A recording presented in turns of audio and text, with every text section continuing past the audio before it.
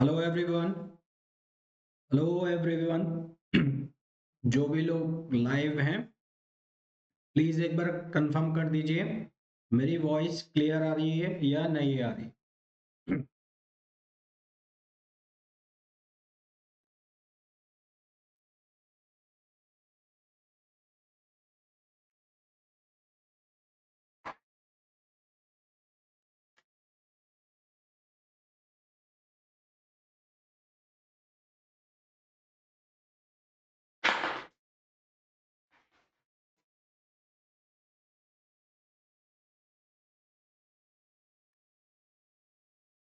Good morning भाई, good morning.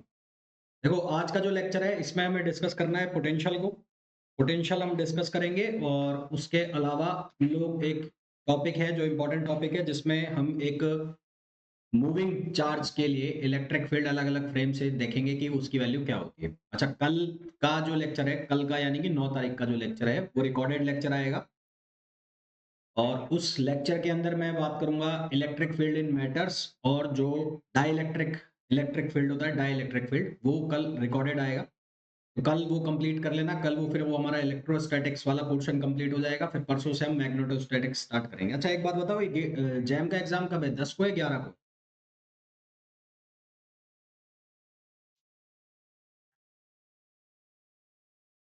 Jam का 10 को है, 11 को है? मेरे को जहां तक ध्यान है 11 को है शायद, ना?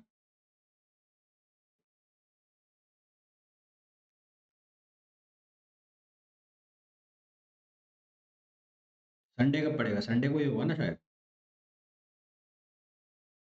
जैम फिजिक्स वाला 11 को है ना? हाँ।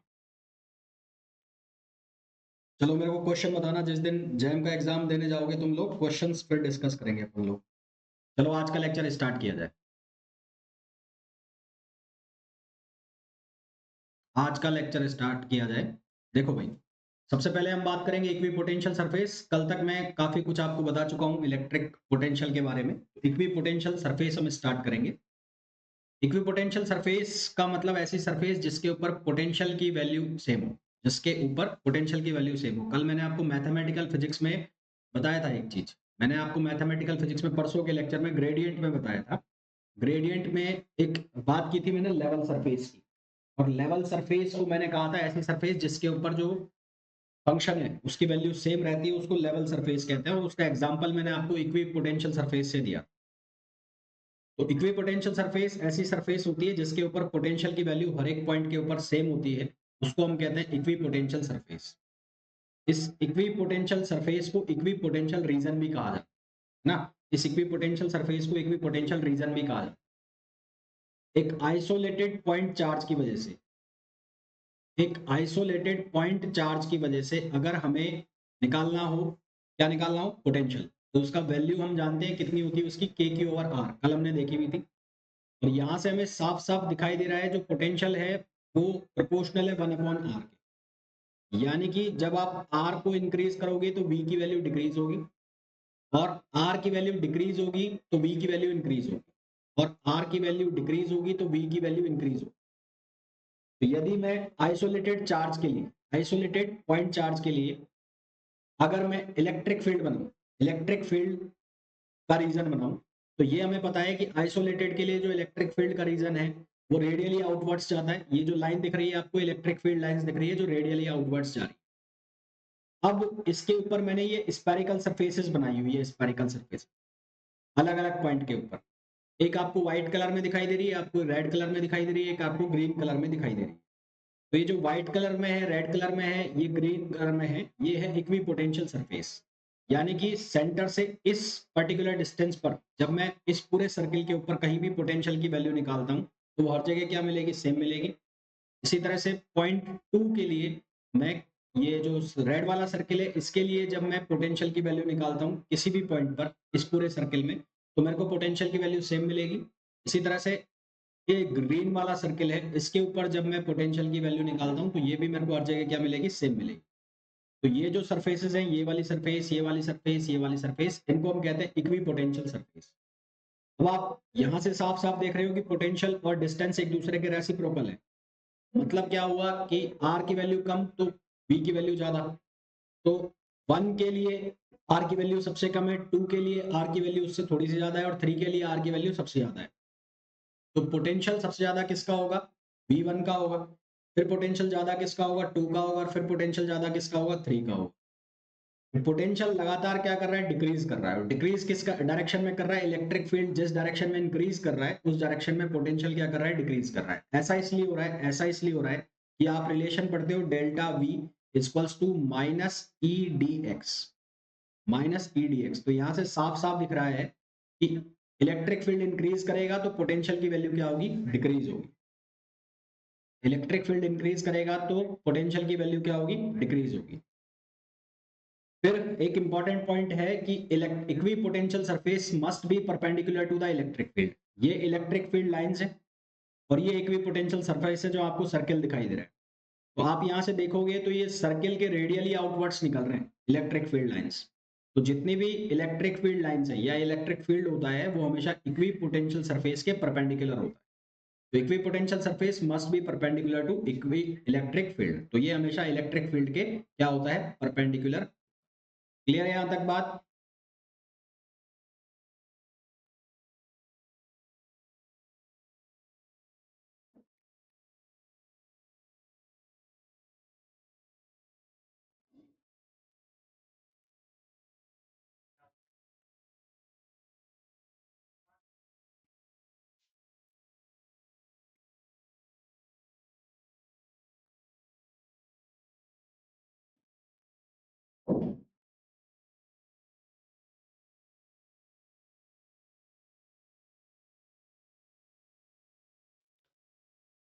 नेक्स्ट पॉइंट पे आओ।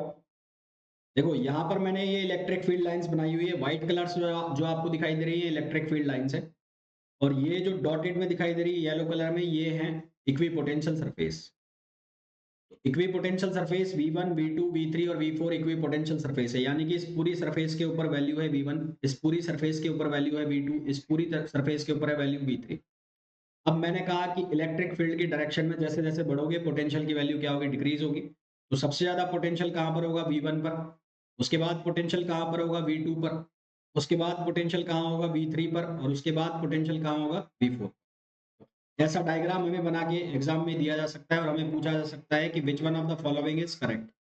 तो V1 greater than V2 greater than V3 greater than V4। फिर एक डायग्राम आपको ये दिखाई दे रहा है, ये वाला। इस डायग्राम में भी आपको ये सरफेसेस जो दिखाई दे रही है ये वाली रेक्टेंगुलर, ये इक्वी पोटेंशियल सरफेस है। ये सरफेस जितनी भी हैं ये इक्वी पोटेंशियल सरफेस है। ये इक्वी पोटेंशियल सरफेस है।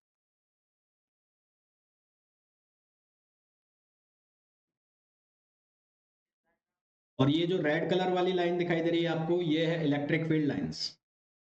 तो हमने दो सरफेस को भी पकड़ ली। एक सरफेस ये वाली है, ये वाली। इस सरफेस का मैंने पोटेंशियल कंसीडर कर लिया है V1 है, इस सरफेस का पोटेंशियल V1। और एक सरफेस मैंने ये कंसीडर कर ली, इस पोटेंशियल का, इस सरफेस का पोटेंशियल है V2। दोनों के बीच की जो डिस्टेंस है उसको मैंने लिया D। साफ साफ हमें यहाँ से दिख रहा है या हमें पता भी है कि V1 ग्रेटर देन होगा V2, क्योंकि जो फ्लो होगा वो हमेशा हाई से किधर की तरफ होगा? लो की तरफ। जो फ्लो है वो हमेशा किधर की तरफ होगा? हाई से लो। तो पोटेंशियल V1 ज्यादा होगा किसके कंपैरिजन में? V2 के कंपैरिजन। तो V1 ग्रेटर देन V2। यहाँ से अगर हमें पूछा जाए कि इन दोनों सरफेस के बीच पोटेंशियल डिफरेंस निकालो, तो इन दोनों सरफेस के बीच पोटेंशियल डिफरेंस कितना आ जाएगा? E D. यानी कि इलेक्ट्रिक फील्ड और इन दोनों के बीच की डिस्टेंस। फिर कुछ इंपॉर्टेंट पॉइंट्स हैं इक्वी पोटेंशियल सरफेस से रिलेटेड, वो आपको याद रखना। क्या पॉइंट्स है? सबसे पहला पॉइंट है कि जो लाइन ऑफ फोर्स है यानी कि इलेक्ट्रिक फील्ड लाइंस है वो हमेशा इक्वी पोटेंशियल सरफेसेस को परपेंडिकुलर कट करेंगी। यहाँ पर आप जितनी भी इक्वी पोटेंशियल सरफेस देख रहे हो और इलेक्ट्रिक फील्ड लाइंस देख रहे हो, इनके बीच का अगर आप एंगल निकालते हो तो ये एंगल हमेशा 90 डिग्री आएगा। तो इक्वी पोटेंशियल सरफेस और इलेक्ट्रिक फील्ड लाइंस हमेशा एक दूसरे को परपेंडिकुलर कट करेंगे। दूसरा पॉइंट क्या है? दूसरा पॉइंट है no two equipotential surface can intersect each other. दो इक्वी पोटेंशियल सरफेस कभी भी एक दूसरे को नहीं काटेंगे। मतलब ऐसा नहीं होगा कि ये वाली सरफेस इसको कट कर, है ना? मेरा कहने का मतलब है कि मान लो एक इक्विपोटेंशियल सरफेस ऐसे आ जाता है यू, यू। अब यहाँ पर अगर दो इक्विपोटेंशियल सरफेस एक दूसरे को कट कर रही है तो उससे क्या होगा? अगर ये कट जाती हैं तो पोटेंशियल की दो वैल्यू आ जाएगी एक ही पॉइंट के ऊपर, जो कि पॉसिबल नहीं है। दो इक्विपोटेंशियल सरफेस कभी भी एक दूसरे को इंटरसेक्ट नहीं कर सकती, वो हमेशा एक दूसरे के पैरेलल चलेगी। अगर वो एक दूसरे को इंटरसेक्ट कर देती है तो पोटेंशियल की एक ही पॉइंट के ऊपर दो वैल्यू हो जाएगी, जो कि पॉसिबल नहीं है। एक थर्ड पॉइंट, जब फील्ड स्ट्रांग होगा, जब फील्ड स्ट्रांग होगा मतलब इलेक्ट्रिक फील्ड जब ज्यादा है तो इक्विपोटेंशियल सरफेसेस एक दूसरे के पास पास होंगी। और जब फील्ड वीक है, फील्ड वीक है मतलब जब इलेक्ट्रिक फील्ड जो है वो कमजोर होगा तो इक्विपोटेंशियल सरफेस एक दूसरे से दूर दूर होंगी। जब इलेक्ट्रिक फील्ड स्ट्रांग होगा तो इक्विपोटेंशियल सरफेसेस एक दूसरे के क्या होंगी, पास पास होंगी। और जब इलेक्ट्रिक फील्ड जो है वो कमजोर होगा, वीक होगा, तो जो इक्विपोटेंशियल सरफेसेस है वो एक दूसरे से दूर दूर होंगी। यहां तक बात क्लियर है?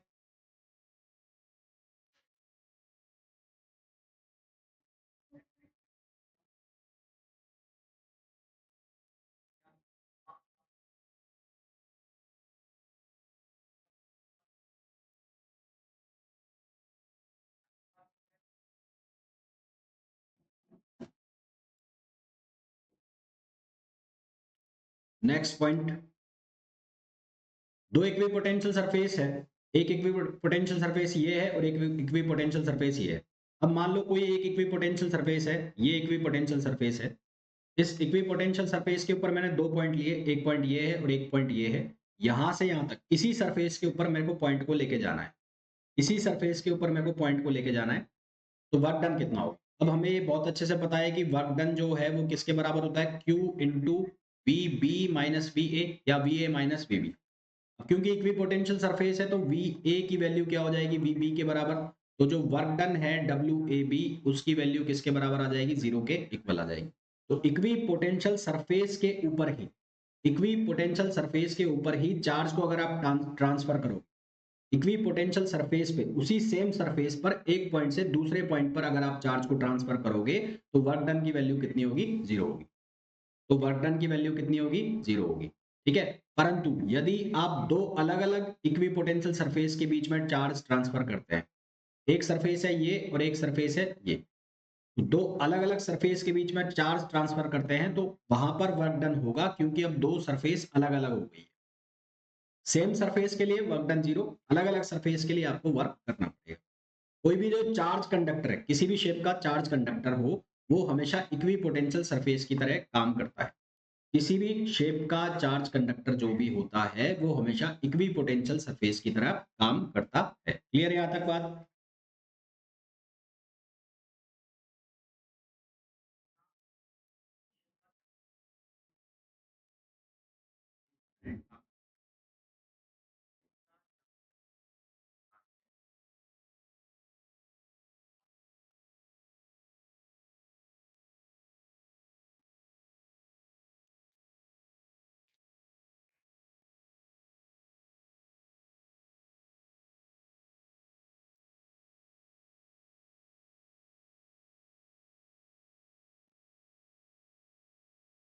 फिर देखो, दो चार्ज हैं, उन दो चार्ज के बीच में हमें पोटेंशियल एनर्जी निकालनी है।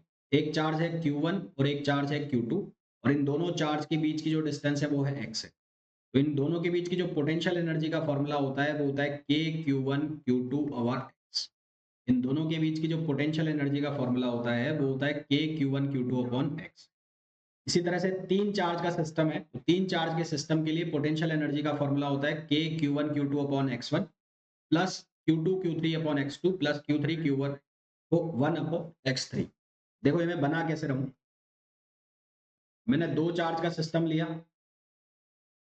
मैंने दो चार्ज का सिस्टम लिया, एक लिया Q1 एक लिया Q2, ये x। फिर मैंने तीन चार्ज का सिस्टम ले लिया, ये तीन चार्ज का सिस्टम है, ये हो गया Q1, ये हो गया Q2, ये हो गया Q3। इन दोनों के बीच की डिस्टेंस है x1, इन दोनों के बीच की डिस्टेंस है x2 और इन दोनों के बीच की डिस्टेंस है x3। जब मैं इसके लिए फॉर्मूला लिख रहा हूं तो क्या लिख रहा हूं, u equals to k Q1 Q2 over x। जब मैं यहाँ फॉर्मूला लिख रहा हूँ तो क्या लिख रहा हूँ, सबसे पहले इन दोनों के बीच के लिए निकाल लो, तो क्या होगा k Q1 Q2 upon x1। फिर इन दोनों के बीच के निकाल लो, तो k Q2 Q3 upon x2। फिर इन दोनों के बीच के निकाल लो, k Q1 Q3 over x3। कोई भी दो रिपीट नहीं होनी चाहिए वापस से, मतलब आपने अगर ऐसे चला दिया तो आप ऐसे नहीं चलाओगे। आपने मान लो ऐसे लिख दिया Q1 Q2, तो आप अगर ये लिखना चाह रहे हो Q2 Q1 तो गलत हो जाएगा। एक बार ही लिखा जाएगा, कोई भी लिखा जाएगा। ये बन गया ऐसे। तो यानी कि टोटल जो एनर्जी टर्म्स आएंगे वो कैसे निकाल रहे हो आप? टोटल एनर्जी टर्म्स आएंगे, उसके लिए आप फॉर्मूला लगा रहे हो n into n minus 1/2। Total energy terms, total energy terms, तो टोटल एनर्जी टर्म्स कितना आएंगे? n into n minus 1/2। जैसे कि ये पहला वाला केस है, पहले वाला केस में n का मतलब है नंबर ऑफ चार्ज। पहले वाले केस में टोटल चार्ज कितने? 2 हैं। तो टोटल एनर्जी टर्म्स कितने हुए? 2 इंटू 2 माइनस 1/2। तो ये कितना बन गया? 2/2 कितना आ गया? 1। एनर्जी टर्म की वैल्यू कितनी हो गई? 1, पहले वाले केस में। दूसरे वाले केस में टोटल चार्ज कितने हैं? 3। तो ये कितना हो गया? 3 इंटू 3 माइनस 1/2। तो ये हो गया 3 इंटू 2/2, 2 से 2 कैंसिल, तो ये बन गया 3। तो टोटल एनर्जी टर्म्स कितने हो गए? 3 हो गए, 1 2 3। इसी तरह से अगर मैं आपको चार चार्ज का सिस्टम लिख दूं, चार चार्ज का, चार चार्ज का सिस्टम कौन सा हो गया? मान लो ये है Q1, ये है Q2, ये है Q3 और ये है Q4। तो अब सबसे पहले तो ये देखो चार चार्ज का सिस्टम है, तो टोटल एनर्जी टर्म्स कितना आएंगे? 4 इंटू 4 माइनस 1/2। ये कितना बन जाएगा? 6 आएंगे। टोटल एनर्जी टर्म्स आएंगे 6। तो पहले तो इनके बीच में आपस में निकाल लो, जिनको आप इजीली निकाल सकते हो। तो ये हो गया ए। मान लो कि जो डिस्टेंस है स्क्वायर की वो है ए, साइड है। एक तो हो गया Q1 Q2 वाला, के Q1 Q2 अपॉन ए। एक हो जाएगा Q2 और Q4 वाला, ये वाला। एक हो गया के Q2, इसको Q3 कर लो, साइक्लिक ऑर्डर में कर लो, इसको Q3 कर लो, Q3, और ये हो गया Q4। तो Q2 Q3 अपॉन ए, एक ये हो गया। एक ये बन जाएगा Q3 Q4, के Q3 Q4 अपॉन ए। एक बन जाएगा के Q4 Q1, Q4 Q1। चार तो ये बन गए। अब दो और बनाने हैं। अब दो कौन कौन से बनाओगे? दो बनाओगे ये वाला। एक तो बना लो ये Q1 Q3 वाला, और एक बना लो ये Q4 Q2 वाला। एक बन जाएगा प्लस के Q1 Q3। अब इनके बीच की जो डिस्टेंस निकलेगी वो निकलेगी √2a। तो ये हो जाएगा √2a, और एक ये हो जाएगा Q2 Q4 वाला, के Q2 Q4, और ये हो जाएगा √2a। क्लियर है?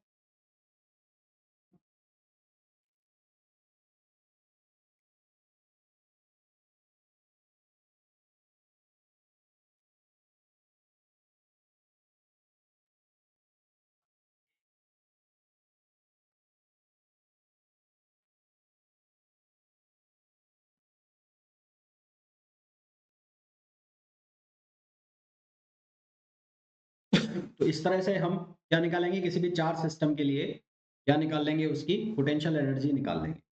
ठीक। जैसे कि आपको एक क्वेश्चन दिया गया, क्वेश्चन में आपको बोला गया कि एक इक्विटोरियल ट्राइंगल है, इक्विटोरियल ट्राइंगल। यहां पर तीन चार्ज आपको दिए हैं। एक चार्ज की वैल्यू है 1.5 माइक्रोकूलम, एक चार्ज की वैल्यू है -0.5 माइक्रोकूलम, और एक चार्ज की वैल्यू है 0.2 माइक्रोकूलम। इक्विटोरियल है, तो इनकी साइड जो है, नहीं इक्विटोरियल नहीं है, ये है राइट एंगल ट्राइंगल है, right angle, right angle triangle है, राइट एंगल।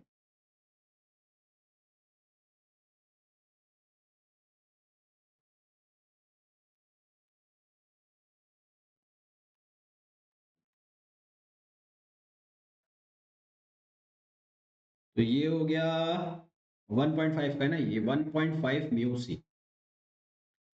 आपको वैल्यू दी है ए सी, इसको बोला ए, इसको बोला बी, और इसको बोला सी। तो ए सी जो वैल्यू दी है आपको, वो दी है 1.2 मीटर। बी सी जो वैल्यू है वो आपको दी है 0.5 मीटर। सी जो है वो 90 डिग्री हो, तो ये एंगल जो है 90 डिग्री हो ही गया, ये आपको साफ साफ दिख रहा है। तो Q3 पर हमें पोटेंशियल एनर्जी बतानी है, Q3। तो यहां पर हो गया चार्ज Q1, ये हो गया Q2, और ये हो गया Q3। तो हमें पोटेंशियल एनर्जी बतानी Q3 पर।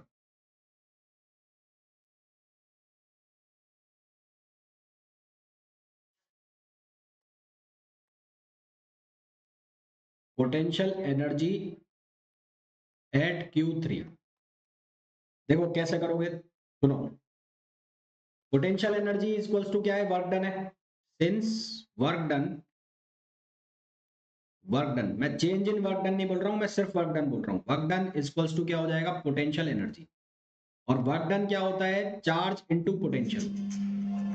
वर्क डन जो होता है वो क्या होता है, charge into potential. Work done होता है charge into potential. Charge U3 निकालना है, तो U3 का चार्ज कितना हो गया, Q3 की जो भी वैल्यू होगी, और पोटेंशियल एट 3। तो 3 पर जो पोटेंशियल होगा वो किस किस की वजह से होगा, एक तो Q2 की वजह से और एक किसकी वजह से, Q1 की वजह से। तो पोटेंशियल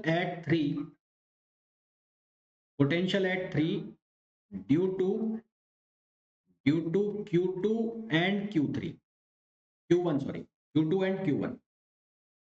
तो वो कितना होगा, वो होगा KQ2 अपॉन इनके बीच की डिस्टेंस कितनी है भाई, ये AC हमें दिया है कितना है, 1.2 मीटर,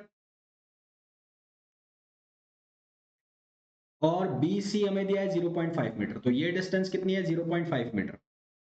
तो ये होगा 0.5 मीटर। तो यहां से वैल्यू डालोगे तो 9 इंटू 10⁻9, और Q2 की वैल्यू कितनी है, 0.2 माइक्रो कूलम। तो 10⁻⁻6 अपॉन 0.5। तो ये जब सॉल्व करेंगे तो हमारे पास वैल्यू आएगी,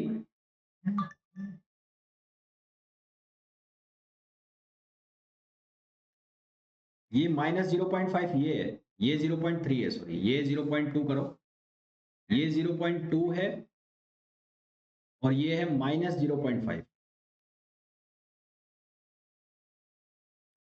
तो ये -0.5, आगे माइनस लगा देना, माइनस ये 0.5। तो इसको जब हम सॉल्व करेंगे तो हमारे पास आंसर आएगा -9 इंटू 10⁻3 वोल्ट। और इसी तरह से हम Q1 की वजह से पोटेंशियल निकाल लेंगे। तो Q1 की वजह से जो पोटेंशियल आएगा वो आएगा KQ1 अपॉन डिस्टेंस कितनी है, AC कितना है, 1.2 मीटर। तो ये हो गया 9 इंटू 10⁻9। Q1 की वैल्यू कितनी, 1.5। तो ये हो गया 1.5 इंटू 10⁻⁻6 अपॉन 1.2।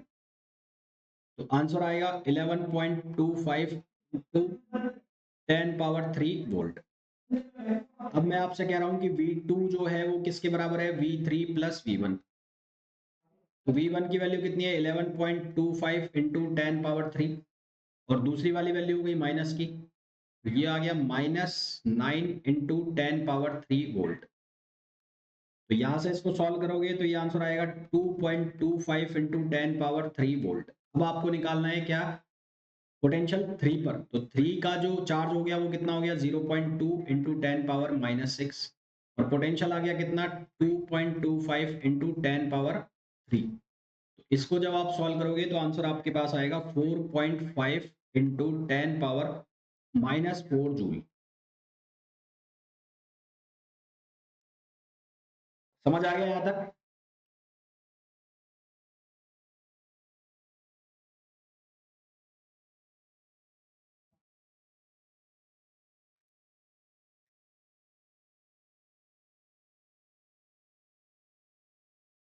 और अगर आपसे ये कह दिया जाता कि पूरे सिस्टम की एनर्जी निकालो, पूरे सिस्टम की एनर्जी निकालने के लिए फिर आप ये फॉर्मूला लगा देते, कौन सा वाला, KQ1 Q2 upon X1 plus KQ2 Q3 upon X2 plus KQ3 Q1 upon X3।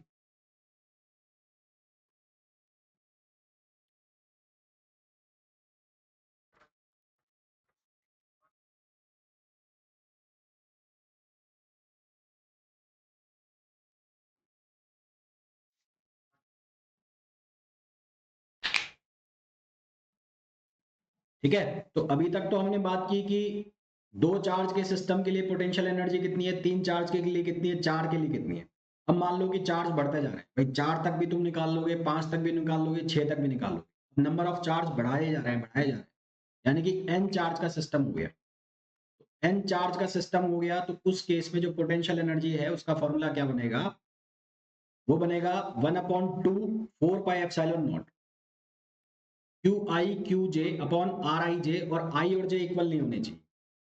अब यहाँ पर 1/2 क्यों लाए हैं कि 1/2 हम इसलिए लाए हैं कि कोई भी टर्म जो वो है रिपीट होगा, और हमने ये बात की कि टर्म रिपीट नहीं होना चाहिए। रिपीट नहीं होना चाहिए तो उस केस में हम किससे डिवाइड कर देंगे, 2 से डिवाइड कर देंगे। तो एन डिस्क्रीट चार्ज सिस्टम के लिए, मतलब आपसे क्वेश्चन ऐसा भी पूछा जा सकता है एग्जाम में कि एन चार्ज सिस्टम के लिए पोटेंशियल एनर्जी का फॉर्मूला क्या हो। आपने क्या करना है, 1/2 से डिवाइड कर देना है फॉर्मूला को।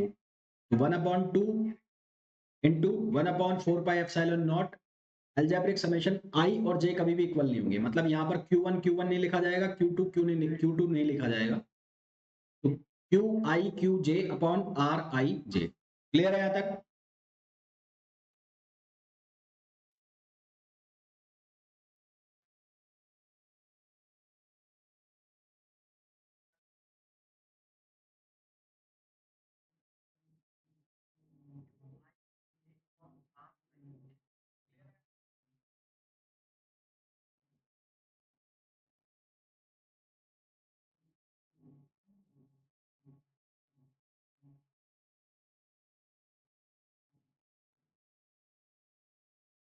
उसके बाद electric potential of some continuous charge distribution, कुछ कंटिन्यूअस चार्ज डिस्ट्रीब्यूशन के लिए हमें इलेक्ट्रिक पोटेंशियल निकालना होता है।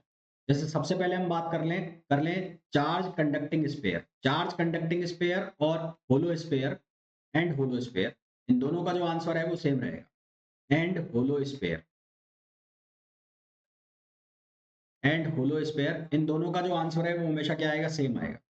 तो हमने एक स्पेयर लिया, इसको आप होलो भी कंसिडर कर सकते हो और इसको आप कंडक्टिंग स्पेयर भी कंसिडर कर सकते हो। इसके लिए हमने 3 पॉइंट लिए, एक पॉइंट लिया ए, एक पॉइंट लिया बी और एक पॉइंट लिया सी। ए पॉइंट के ऊपर जो पोटेंशियल है उसको हमने लिखा के क्यू ओवर आर, जहां आर जो है वो डिस्टेंस है सेंटर से पॉइंट ए तक की। बी पॉइंट के लिए हमने रेडियस को कंसीडर कर लिया और बी के ऊपर पोटेंशियल आया के क्यू ओवर आर, और सी पॉइंट के लिए पोटेंशियल की वैल्यू आई के क्यू अपॉन आर कैपिटल का। इसका मतलब एक होलो स्पेयर और एक कंडक्टिंग स्पेयर, या तो होलो स्पेयर और या कंडक्टिंग स्पेयर के अंदर के अंदर पोटेंशियल की वैल्यू वही होगी जो उसकी सरफेस पर है।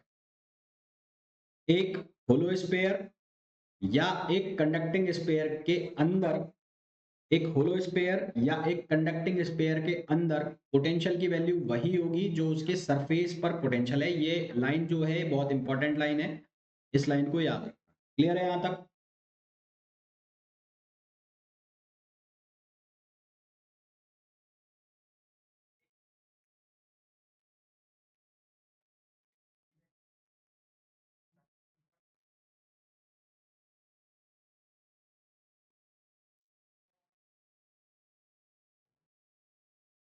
अब इस चीज को आप ऐसे समझ सकते हो कि मैंने कॉन्सेंट्रिक स्पेरिकल शेल्स का केस लिया। इसका केस लिया concentric spherical shells, spherical shell. मैंने कॉन्सेंट्रिक स्पेरिकल शेल का केस लिया, मैंने ऐसे बना दिया स्पेयर, एक,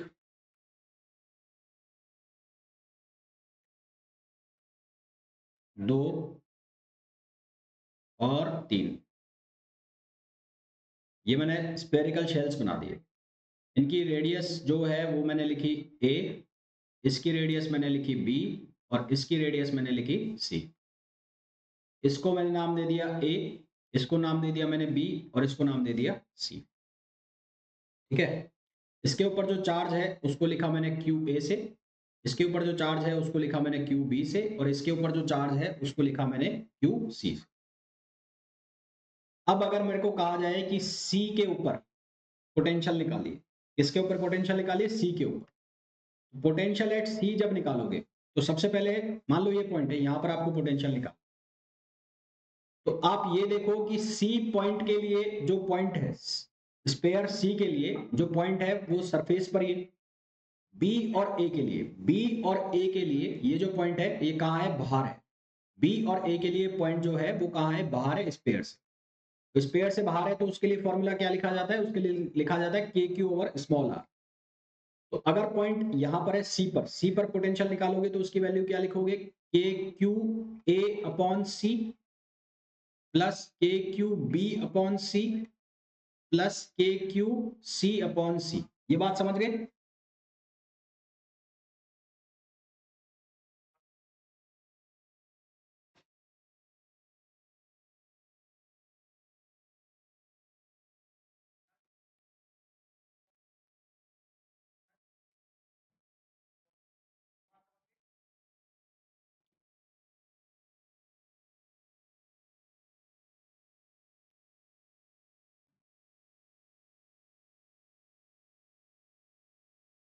अब अगर आपको बी पर पोटेंशियल निकालना है, बी पर, तो बी पर मान लो पॉइंट यहां पर आ गया, तो बी के पॉइंट, बी पर जो पॉइंट है तो वो स्पेयर बी के लिए तो सरफेस पर हो गया, स्पेयर ए के लिए आउटसाइड द स्पेयर हो गया, और स्पेयर सी के लिए ये पॉइंट चला गया अंदर, स्पेयर के, स्पेयर सी के लिए ये पॉइंट स्पेयर के अंदर चला गया।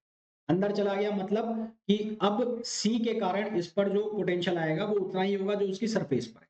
यानी कि अगर मैं पोटेंशियल लिखता हूं तो क्या लिखूंगा, के Q upon B plus K Q B upon B, और सी का जो है वो सेम लिखा जाएगा जो पहले है, क्योंकि उसकी सरफेस पर जो पोटेंशियल होगा वही लिखा जाएगा। क्लियर है?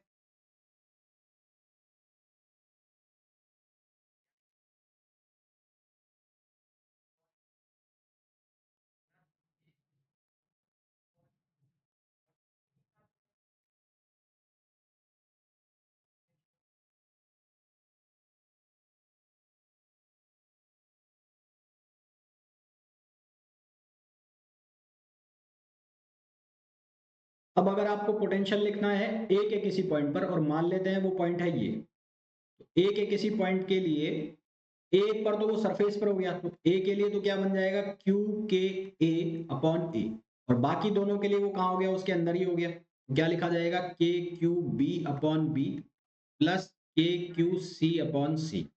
आगे बात समझ?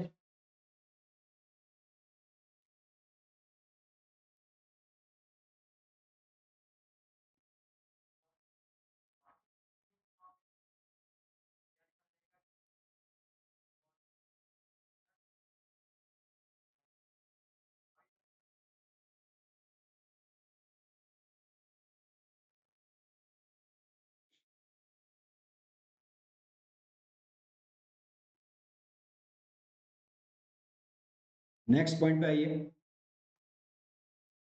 Non conducting solid sphere. Non conducting solid sphere यानी कि जो कंडक्टिंग नहीं है, जिसके अंदर भी चार्ज भरा हुआ है, जो पूरी तरह से अंदर तक भरा हुआ है चार्ज से, उसके लिए अगर आपको पोटेंशियल निकालना है, तो अगर उसके किसी बाहर पॉइंट पर आपको पोटेंशियल निकालना है, वो तो सेम वही होगा जो कि एक कंडक्टिंग या होलो स्पेयर के लिए था, यानी कि के क्यू ओवर आर, कोई चेंज नहीं आया। अगर स्पेयर के सरफेस पर निकालना है तो सरफेस के केस में भी पोटेंशियल वही आएगा जो कि हमने कंडक्टिंग के केस में पढ़ा या होलो के केस में पढ़ा, यानी कि नो चेंज। परंतु जब इसके अंदर जाते हो, इसके अंदर जब किसी पॉइंट पर जाते हो नॉन कंडक्टिंग के केस में, तो फिर जो फॉर्मूला है वो चेंज हो जाता है। फॉर्मूला चेंज होकर क्या बनता है, K Q over two R, K Q over two R, three minus small R square upon capital R square, जहां कैपिटल आर रेडियस है और आर जो है वो सी पॉइंट की और सेंटर से डिस्टेंस है। ये फॉर्मूला याद रखना, ये आपको ग्रेविटेशन के केस में भी देखने को मिलेगा या आपने देखा होगा। अब अगर मैं कह दूं कि आपको सेंटर पे पोटेंशियल निकालना है, एक नॉन कंडक्टिंग स्फीयर के सेंटर पर पोटेंशियल निकालना है, तो स्मॉल आर की वैल्यू हो जाएगी 0, तो फॉर्मूला बन जाएगा K Q three minus zero upon two R, यानी कि फॉर्मूला जो बनेगा वो बनेगा three K Q upon two R. अब वी नो दैट कि सरफेस पर जो पोटेंशियल है वो कितना है, K Q over R, K Q over R. तो यहां से एक नॉन कंडक्टिंग स्पेयर के सेंटर पर जो पोटेंशियल है वो सरफेस पर पोटेंशियल का कितने टाइम्स होता है, 3/2 टाइम्स होता है। एक नॉन कंडक्टिंग स्पेयर के लिए उसके सेंटर पर जो पोटेंशियल होता है वो उसकी सरफेस पे पोटेंशियल का कितना टाइम्स होता है, 3/2 टाइम्स, या ऐसा कह सकते हो 1.5 टाइम्स होता है। क्लियर?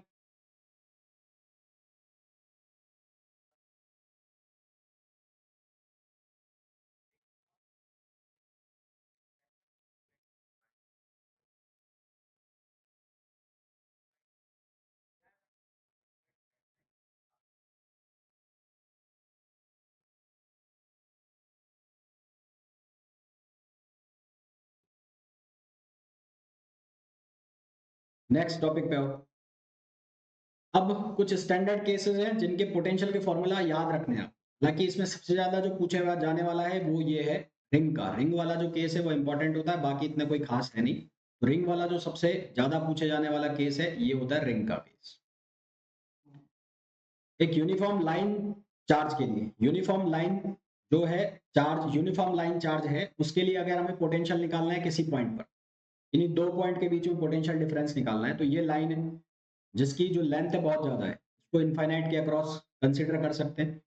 इसके परपेंडिकुलरली दो पॉइंट है, उनके बीच का पोटेंशियल डिफरेंस निकालना है। उनकी जो डिस्टेंस है लाइन से, पॉइंट ए की डिस्टेंस जो दे रखी है वो दे रखी है ए, और पॉइंट बी की जो डिस्टेंस दे रखी है वो बी दे रखी है बी। तो हमें निकालना है V B minus B A. तो V B minus B A किसके इक्वल होगा, integration of A to B minus E D are.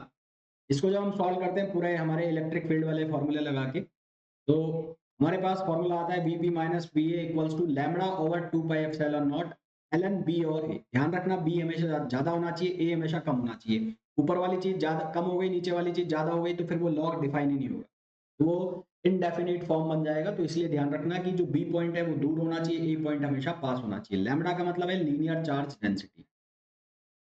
Lambda का मतलब है लीनियर चार्ज डेंसिटी।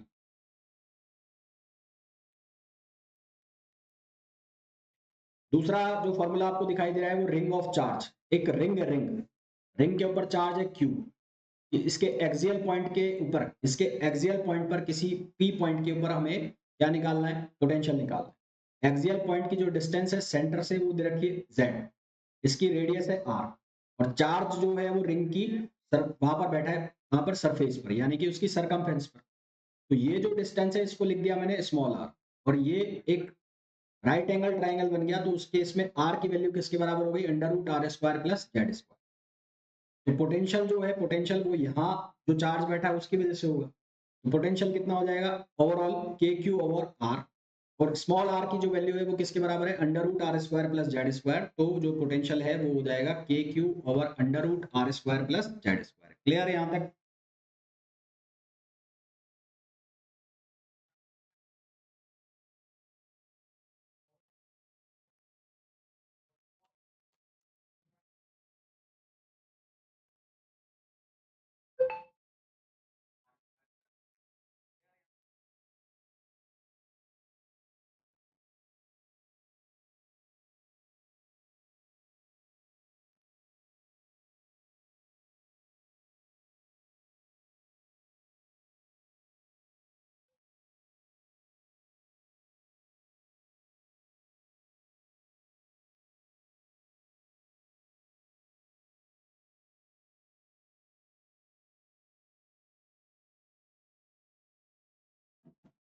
फिर जिस तरह से रिंग का हमने निकाला उसी तरह से पूछा जाता है डिस्क। तो डिस्क के केस में भी केस तो वही है सेम, पर ये डिस्क है, डिस्क मतलब अंदर तक भरी हुई है। रिंग का मतलब होगा छल्ला, और डिस्क मतलब अंदर तक फिल है। इसके केस में जो पोटेंशियल का फॉर्मूला है वो बनता है सिग्मा ओवर 2 एप्सिलॉन नॉट, जहां सिग्मा का मतलब है सरफेस चार्ज डेंसिटी। सिग्मा का मतलब है सरफेस चार्ज डेंसिटी।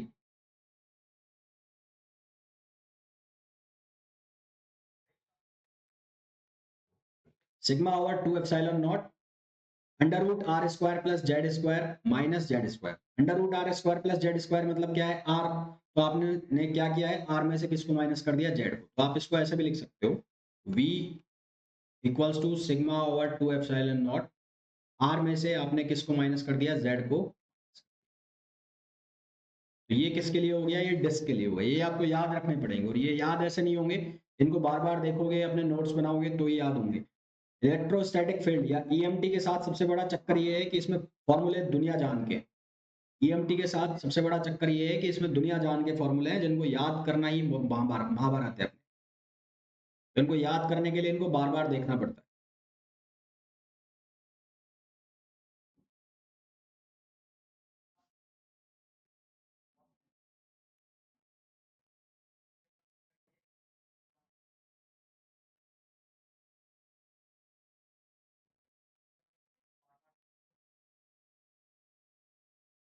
नेक्स्ट जो टॉपिक है उसमें लिखा हुआ है self energy of charge spherical shell.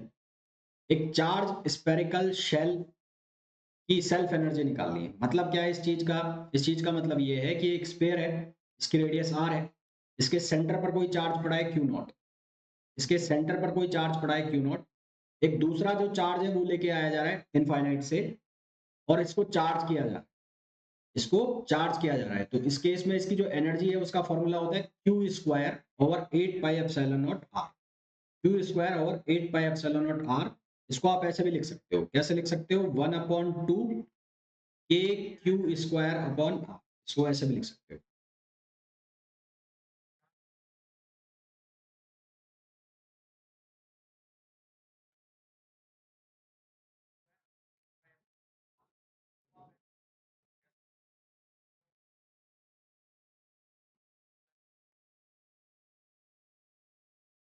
दूसरा जो फॉर्मूला है वो है self energy of a uniform charge spare.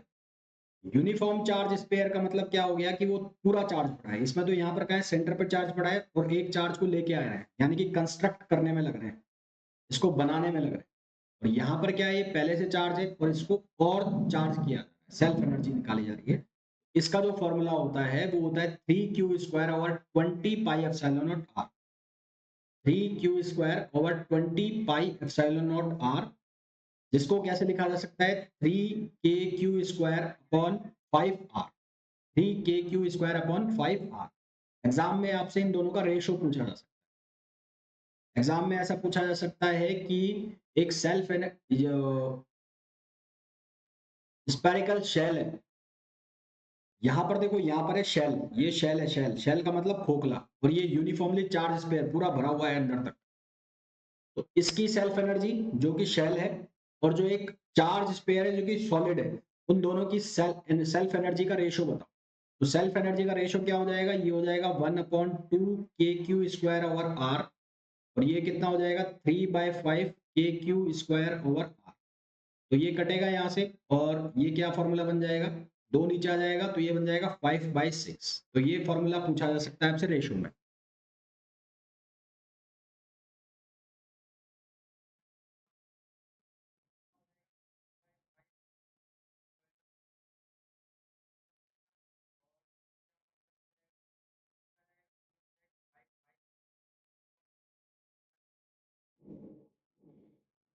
Next topic पे आइए। हालांकि ये मैं बता चुका हूँ ये वाला टॉपिक, फिर भी मैं वापस बता देता हूँ। पोटेंशियल और at any point due to dipole, dipole की वजह से किसी पॉइंट के ऊपर पोटेंशियल, हालांकि ये पढ़ चुके हैं हम। पोटेंशियल जो डाइपोल की वजह से है वो कितना होता है, K P cos theta over R square, जिसको आप वेक्टर फॉर्म में लिखते हो तो कैसे लिखते हो, K P dot R over R cube, K P dot R over R cube. फिर मैंने आपको ये भी बताया था कि एक्सियल पॉइंट के ऊपर जो पोटेंशियल है वो मैक्सिमम होता है, इक्वेटोरियल पॉइंट के ऊपर पोटेंशियल जीरो हो जाता है। इस फॉर्मूला में मेनली ये ध्यान रखना है कि इसको आप ऐसे भी लिख सकते हो, ऐसे potential is equals to minus K Q dot gradient of 1/r।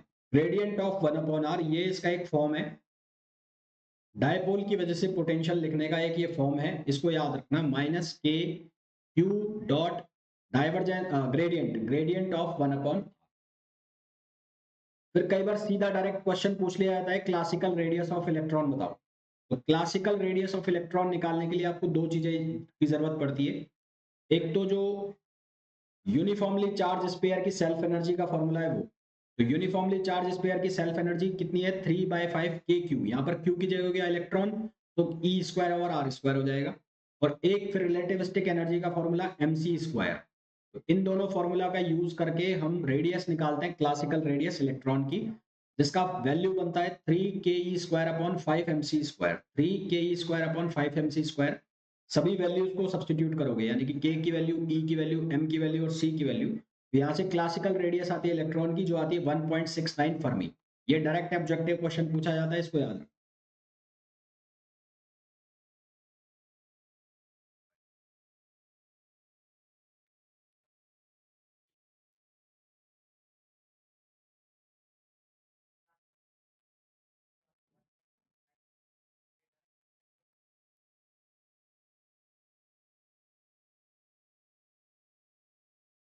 ठीक है, यहाँ तक क्लियर है बात।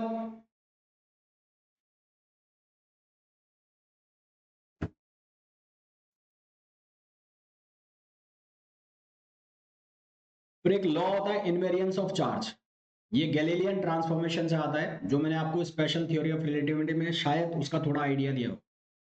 इनवेरियंस ऑफ चार्ज का मतलब क्या होता है कि किसी भी फ्रेम से आप देखो, चाहे वो एस फ्रेम है जो कि रेस्ट में है, और चाहे वो एस प्राइम फ्रेम में है जो कि मूविंग है, आप किसी भी फ्रेम से देखोगे किसी चार्ज को, तो उसकी जो वैल्यू है वो हमेशा क्या दिखाई देगी, सेम दिखाई देगी। तो चार्ज जो है वो इनवेरियंस रहता है, इसको हम कहते हैं इनवेरियंस ऑफ चार्ज। तो charge is invariant in all frame of reference, charge in is invariant in all frame of reference, ये डायरेक्ट क्वेश्चन बनता है। अब सवाल ये है मेनली इस चीज को बताने का पीछे का लॉजिक क्या था कि एक कॉन्सेप्ट होता है जिसको कहते हैं electric field measured in moving frame of reference. कोई मूविंग फ्रेम है, कोई मूविंग फ्रेम है, वहां से हमें इलेक्ट्रिक फील्ड मेजर करना है, उसकी वैल्यू में क्या चेंज आएगा वो देखो। अब दो फ्रेम लिए हमने, एक फ्रेम है एस फ्रेम और एक फ्रेम है S prime frame. S frame जो है वो रेस्ट में है और एस प्राइम फ्रेम एस के रेस्पेक्ट में वी डायरेक्शन में मूव कर, ये उसके ऑपोजिट भी जा सकता है, ये उसकी सेम डायरेक्शन में भी जा सकता है, दोनों में पॉसिबिलिटी बन सकती है। एस फ्रेम जो है वो रेस्ट में है, एस फ्रेम जो है वो रेस्ट में है। एस प्राइम फ्रेम मूविंग है, मूविंग फ्रेम,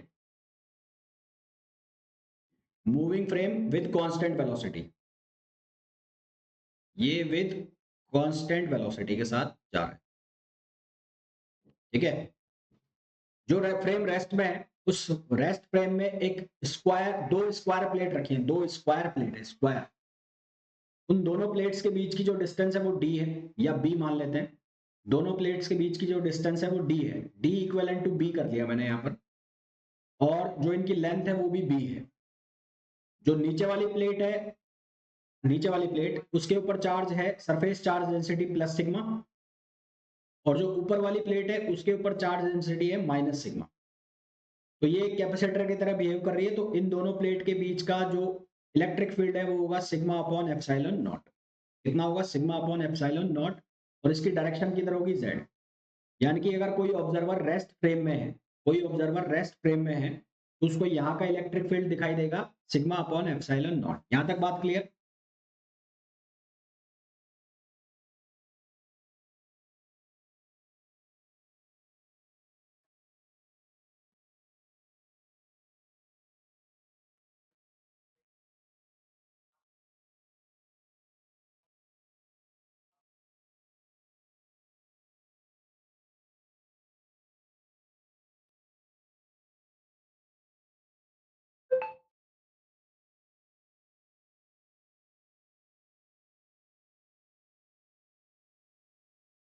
तो ये इलेक्ट्रिक फील्ड जो है वो जेड डायरेक्शन में है, ठीक है। फिर देखो, अगर कोई ऑब्जर्वर एस फ्रेम से देख रहा है, तो ये तो रेस्ट में है, रेस्ट में है तो इसका एरिया क्या दिखाई देगा? इस पे स्क्वायर है तो स्क्वायर में क्या होगा? दोनों साइड का मल्टीप्लीकेशन, यानी कि बी इक्वल्स टू बी। मैंने डी को बी के बराबर मान लिया तो ये दिखाई देगा बी स्क्वायर। क्या दिखाई देगा? B square. ये स्क्वायर प्लेट है ना, इसको स्क्वायर प्लेट को आप ऐसे देखो, ऐसे देखो, ऐसे, ये प्लेट ऐसे है, ऐसे। अब समझ में आ जाएगा। ये डी का कोई चक्कर नहीं है, डी को भूल जाओ। ये स्क्वायर प्लेट है तो ये लंबाई भी बी है और ये वाली लंबाई भी बी है। अब समझ में आ गया? आ गया? तो ये कितना हो गया? B square.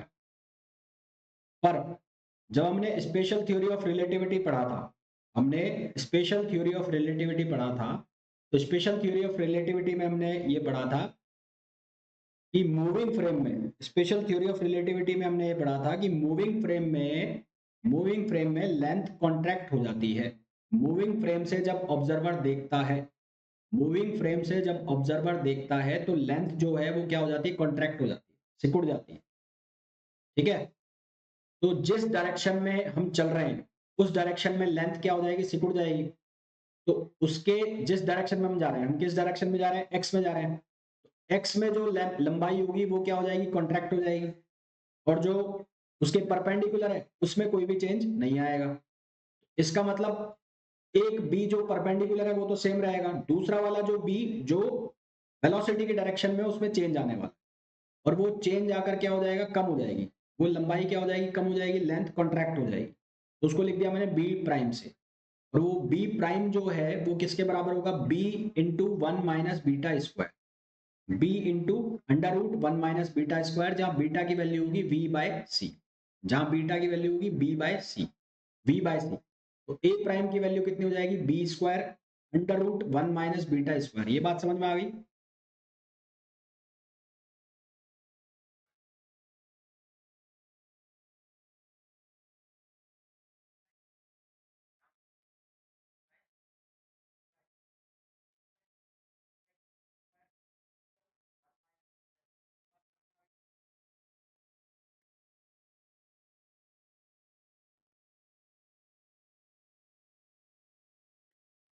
अब देखो charge density in S frame, charge density जो रेस्ट वाला फ्रेम है उसमें चार्ज डेंसिटी निकालनी, तो चार्ज डेंसिटी बराबर क्या होती है, चार्ज अपॉन एरिया। तो पहले वाले फ्रेम में जो चार्ज है वो क्यू है और एरिया कितना है बी स्क्वायर, और charge density in S prime frame उसको मैंने लिख दिया सिग्मा प्राइम से, तो वो किसके बराबर होगी, चार्ज अपॉन एरिया। तो चार्ज तो सेम रहने वाला है, तो क्यू और एरिया कितना हो गया B square under root 1 minus beta square,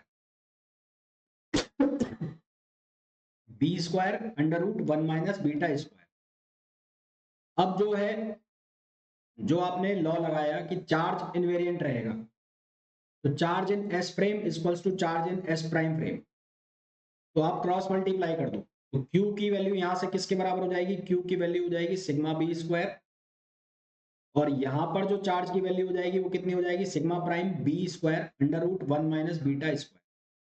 तो बी स्क्वायर से बी स्क्वायर कैंसिल हो जाएगा, तो सिग्मा प्राइम की वैल्यू कितनी आ गई, sigma upon under root 1 minus beta square, और 1 upon under root 1 minus beta square किसके बराबर होता है, गामा के। तो सिग्मा प्राइम की वैल्यू क्या हो गई, गामा इंटू सिग्मा, है ना, गामा इंटू सिग्मा। यानी कि जो मूविंग फ्रेम से ऑब्जर्वर देख रहा है, मूविंग फ्रेम से ऑब्जर्वर देख रहा है तो उसको चार्ज डेंसिटी ज्यादा दिखाई देगी, क्योंकि गामा की वैल्यू हमेशा एक से ज्यादा होती है, गामा की वैल्यू हमेशा एक से ज्यादा होती है। तो मूविंग फ्रेम से अगर कोई ऑब्जर्वर देख रहा है तो मूविंग फ्रेम से ऑब्जर्वर को जो चार्ज डेंसिटी है, चार्ज नहीं, चार्ज डेंसिटी हमेशा ज्यादा दिखाई देगी।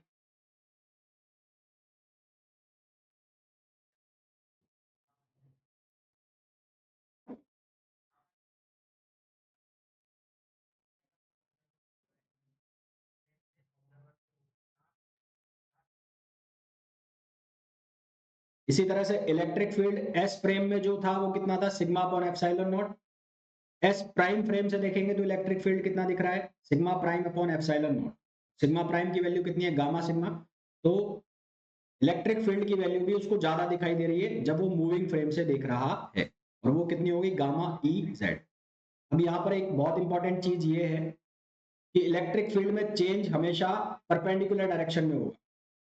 ठीक है, जिस डायरेक्शन में मूविंग फ्रेम जा रहा है, जिस डायरेक्शन में मूविंग फ्रेम जा रहा है उसके परपेंडिकुलर डायरेक्शन में इलेक्ट्रिक फील्ड में चेंज होगा। ठीक है, electric field, electric field in perpendicular direction, perpendicular direction to, perpendicular direction to moving frame, moving frame will change. मेरा कहने का मतलब ये है कि अगर मेरे पास कोई ऐसी कंडीशन है, ये कंडीशन है, ये है एस प्राइम फ्रेम और ये है एस फ्रेम, यहाँ है जेड, ये है एक्स, ये है जेड, ये जेड प्राइम है, ये एक्स प्राइम है, ये जेड है और ये एक्स है। यहाँ पर कोई कोई भी बॉडी है, मान लो ये बॉडी है, और ये जो फ्रेम है, ये फ्रेम, ये फ्रेम इस तरह से जा रहा है ऐसे, ये वाला फ्रेम नहीं, ये एस प्राइम फ्रेम जो है वो ऐसे जा रहा है, ये ऐसे जा रहा है वी वेलोसिटी से। तो इसमें जो चेंज आएगा वो कहाँ कहाँ आएगा, वो जेड में आएगा, क्योंकि एक्स में जा रहा है तो जेड जो हो जाएगा वो E Z prime gamma E Z, E Y prime जो हो जाएगा वो हो जाएगा गामा ई वाई, और ई एक्स जो है वो सेम रहेगा क्योंकि उसी डायरेक्शन में मोशन चल रही है। क्लियर है यहां तक बात।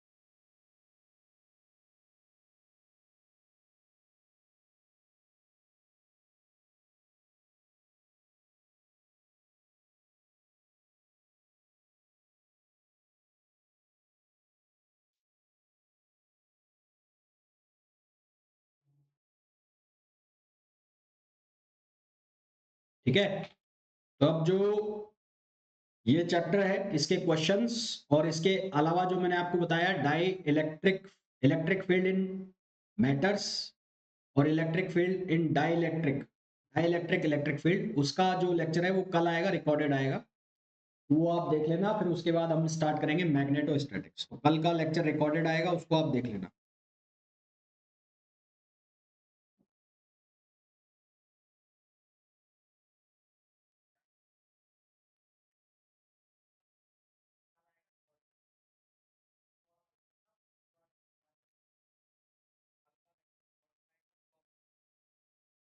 ठीक है, मिलते हैं भाई मैथमेटिकल फिजिक्स की क्लास में।